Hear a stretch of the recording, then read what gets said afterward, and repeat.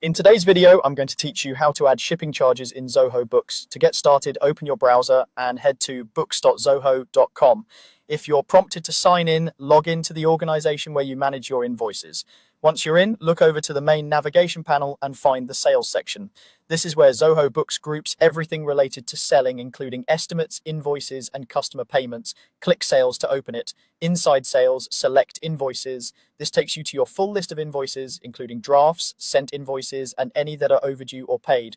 Locate the invoice that needs shipping added. You can scroll through the list or use the search bar or filters if you have a lot of records. When you see the right one, click directly on the invoice to open it. With the invoice open, you'll be in a read-only view at first. To make changes, look for the Edit option, usually near the top of the page. Click Edit to switch into editing mode.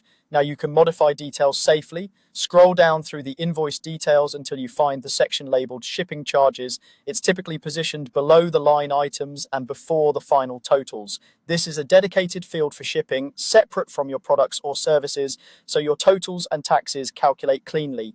Enter the shipping amount you need to charge. Type the exact figure your carrier quoted or the rate you use for that customer. As you enter the amount, keep an eye on the summary area.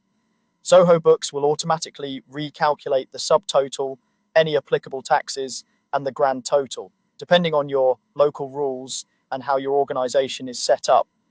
Shipping may or may not be taxable. If your account treats shipping as taxable, you'll see that reflected in the totals.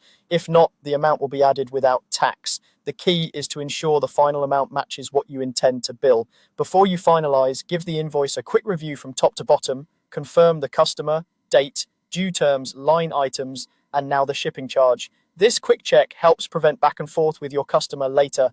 When everything looks right, click Save and Send. This action saves your changes to the invoice and opens the send workflow so you can email it to your customer right away. If a message preview appears, you can verify the email content and then send it. That's it. Your invoice now includes the correct shipping charge and your customer will receive the updated total. Thanks for watching. If you follow these steps each time, you'll keep your invoicing accurate and your shipping charges consistent in Zoho Books.